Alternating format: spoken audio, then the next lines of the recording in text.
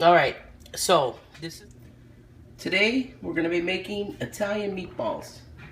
So I'm starting with this Italian bread. I'm going to take the stuffing out of it, the bread part, and put it in the bowl to make a mixture instead of using breadcrumbs. This is Italian bread that's cut, and I'll be taking the middle bread out of the loaf of bread. All right, instead of using breadcrumbs to make your meatballs, I'm also going to show you how to make chuck roast and sausage with the meatballs in a nice Italian gravy. But instead of using breadcrumbs, I take the inside of the Italian bread out. I just pull it out, and I cut, just put it into small pieces because we're going to put milk and other things in here. So it's going to be more like a mush that will be put into the ground beef. But I also keep this because if you want to have a meatball sandwich, it's kind of nice. The meatballs stay inside. You can also cut this up and use it for dipping oil and garlic, whatever you make with your pasta. Always keep your bread, whether it's the bread with the inside taken out or just any Italian bread, always keep it in a plastic bag because paper bag takes the moisture out of it. Okay, this is for the meatballs, to put the mix in the meatballs. We have the bread that we took out of the loaf, a 1/4 cup of Parmesan cheese, 1 teaspoon of peppermint, 1/4 cup of granulated garlic, a 1/2 cup of parsley flakes, and we have 1½ cups of milk. Okay, I always wear a nitrile glove, no powder, when I mix my meatballs and make this mixture. So I got the cheese, peppermint, smells real good. Kind of likes to stick to the bowl, so you gotta kind of get it out. It's the teaspoon of peppermint, 1/4 cup of cheese, 1/4 cup of granulated garlic, 1/2 cup of parsley flakes, 1½ cups of milk, because that bread's gonna eat that milk up. And I forgot 2 eggs. And then you're just gonna mix this all together. And it becomes a mush. And if it's too thick, you want it a little slurpy. If it's too thick, we'll put a little bit more milk in it. I'll show it to you when it's all done. You just gotta keep mixing it and mushing up that bread. Okay, in our pot of gravy, we have a nice chuck roast, Italian sausage, and ground beef for the meatballs. Then this will all go into this pot. We'll start with the chuck roast, browning the chuck roast. So I'm starting to get the pot hot, and I put some vegetable oil in it. And just let it get hot. If you don't have a pot like this, this was my mom's pot. This pot's probably 40-something years old. But if you don't have a pot like this, you make it a pot on the stove. It doesn't matter. I just like to do it on the counter. It's a little bit easier. So then you're going to take your chuck roast and you're going to brown it. So it's just going to brown on both sides. And then I'll take it off and put it on the plate because we're going to put our tomato paste in, and we have to cook the tomato paste a little bit to get all those flavors to come out. My video person is unavailable right now, so I'm doing it on my own. It's a little shaky, I'm sorry. But you just brown it like this on all sides, and then take it off and put it on a plate. So the chuck roast is browned. You can brown it dark if you want, but just browning it kind of holds the flavors in. We have the oil that's hot that the chuck roast was in, and I have a can of tomato paste. A large can, 12-ounce tomato paste. Now I cut the top off. I cut the top, but I don't take it off. I turn it over. I turn it over and then I cut the bottom. And I'll show you why. I can't videotape it because my camera person's unavailable. Both sides of the tomato paste. And what I do is I take it, because you don't want to waste it. And kind of spooning it out is hard. The metal's still on the bottom. But as I push it through, it'll dump. And I'll take them both off.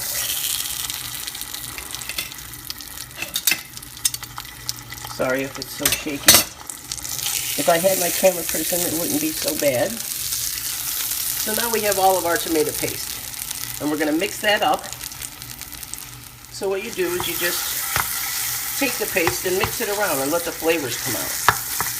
In with the tomato paste. In with the tomato paste, I put some garlic. We're going to mix that up. Just let it kind of brown with the paste. So in the paste with the garlic, I'm going to put in 2 large cans. Doesn't matter what maker. Like I have Belladoro stewed tomatoes, Marconi crushed tomatoes, but I like to use crushed tomatoes instead of tomato sauce because it's a little thicker. See how the spoon is standing up in there? So I use crushed tomatoes, 2 large cans of crushed tomatoes, and a can of stewed tomatoes that I'll put in with the paste and the garlic. If you'll notice, the cans are really clean, and that's because I filled one can up with halfway with water, and then I just kind of pour from one to the other till all the juices from the cans are cleared out. And I'll only put this half a can with all the juices of water into the gravy. And next we'll be putting in seasoning. In between 1/4 and 1/8 cup of each of these. Granulated garlic, Italian seasoning or oregano, Parmesan cheese, and sugar. And then we're gonna mix that up real good with the tomato paste and the sauce. And we're gonna start putting meat in. I don't brown my meatballs. I put them in raw and let them cook in the sauce, and they give a great flavor. Same thing with the Italian sausage. It goes in raw. That'll go in last though, because you'll see this thing gets pretty full. See how it is? To here on the side, it'll be whoop, up to here once the meat goes in. So you probably say, gosh, how does she put all this meat into here, especially with rolled meatballs, which takes up space? So we're going to put the chuck roast in. I stand up the chuck roast. I stand it up and just let it sit there. Kind of use a spoon to hold it in place. I keep pushing it up when I put the meatballs around it. That'll be next. So I have my ground beef and that kind of parsley slurry I made. So I'm gonna pour that on the meatballs and then mix the meatballs and start rolling them and putting them around the chuck roast that's in the gravy. So this is how this looks. What I'm gonna do, because I'm taking the video myself, what I'm gonna do is I'm going to mix this all together. I always wear gloves. I just don't like to not wear gloves. I'll mix this all together and then we'll go over and I'll start rolling some meatballs. As you can see, my chuck roast is still standing. And I've mixed the bread slurry in with the ground beef. I did roll 2 meatballs so I can just show you how I drop them in. The reason I use the slurry, some people might ask, is because I don't like when you may have a meatball and you use the fresh bread and there's big chunks of bread in your meatball. You're eating a meatball, not a bread ball. So the slurry kind of takes that chunky consistency out of it. So then I roll the meatballs. I just kind of ruined that one. I roll the meatballs and you just kind of drop them around the chuck roast, just like that. And they'll eventually sink and all the meatballs will go around. Then I'll cut the sausage in half back there and stuff that in. So all this meat gives all different kinds of flavoring to the gravy. Alright, so this is about 26 meatballs I rolled. So some might be smaller than 2 ounces, but there was about 3 pounds of meat. So you get about 8 meatballs. That's a 2-ounce meatball. So there's 20, let's say 24, just for numbers' sake. 24 meatballs. You see the chuck roast is right here, still standing. Now these meatballs, you don't push them down, you just drop them. They will sink. They will eventually start sinking. I'll show you that in about 10-15 minutes, but I'm going to take the sausage and put that in right now. Well, as you can see, my cameraman is back, camera woman. So I've taken the Italian sausage and I've cut it in half. And I do that because what I'm going to do is take this sausage and just put it around the sides of the meatballs. I don't want to crush the meatballs. So where the meatballs are rounded, kind of just put that in there.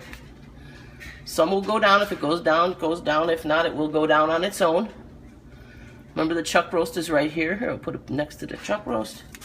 But you just kind of insert these 10 pieces of sausage all over, and the flavor that comes out of this sausage is wonderful. That's why I don't put fennel in my meatballs, which I normally wouldn't anyways. I like the peppermint, the mint.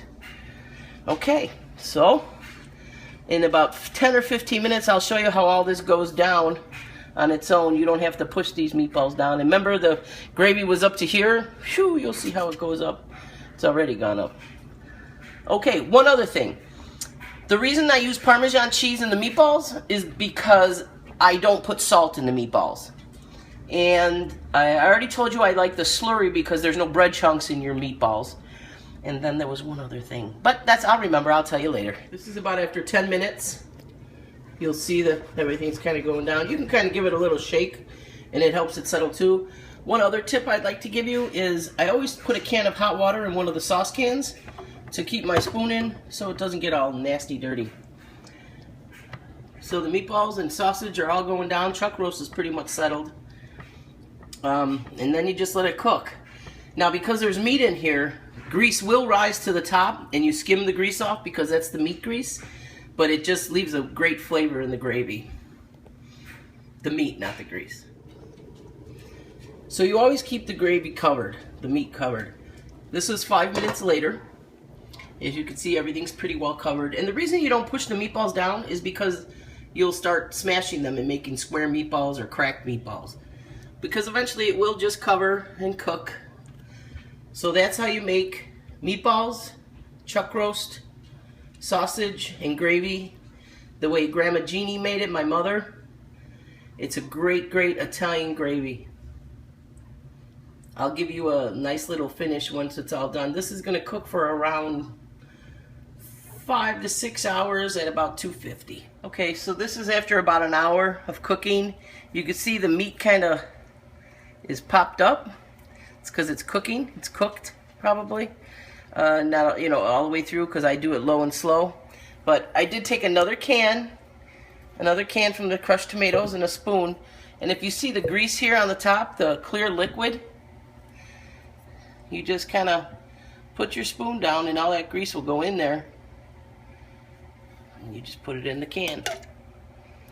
Just keep the can because you'll keep the meat will keep producing grease until it's all gone. Because low and slow, you're going to cook all that fat out of that meat.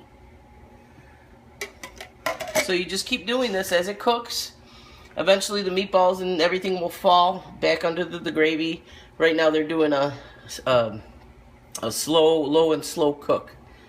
So that's it. So you make sure I'll keep doing the grease. I don't want to do a whole video of grease, skimming grease off the top, but that's what you do. Okay, so this is about 5 hours later. I've put 1 pound of sliced mushrooms up, 1 pound of mushrooms. Oops. So we're just letting it kind of cook. It's only on warm simmer. Now it's about 175 degrees. But everything's ready. So I'm going to shut it off now. Because what happens is you want to have your gravy. Now, see how it's steaming a lot? You don't want your gravy hot when you serve it.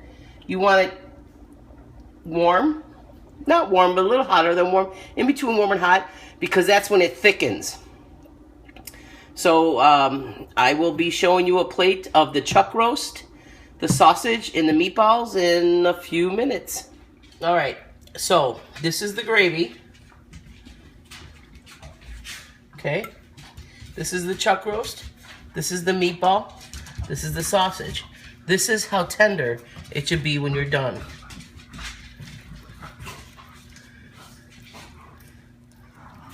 That's your chuck roast. Your meatball it should be very tender. And your sausage, that's some chuck roast. And your sausage, you should be able to cut through the skin just like that. So, I didn't put any pasta on here, even though it's gravy for pasta, but I wanted you to see how the meat should be.